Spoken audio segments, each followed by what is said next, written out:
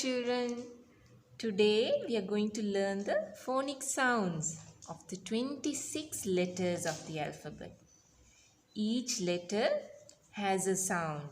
So we are going to learn one by one. If you want a copy of this, you can download this for free. I will give the link below. Shall we start now? Please repeat after me.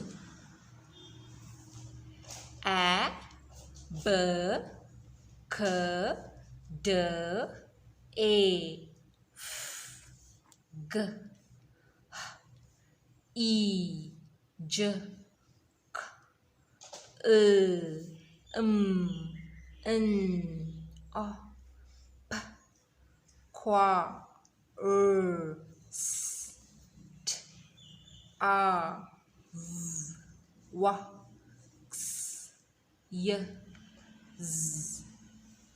Keep practicing. Bye-bye.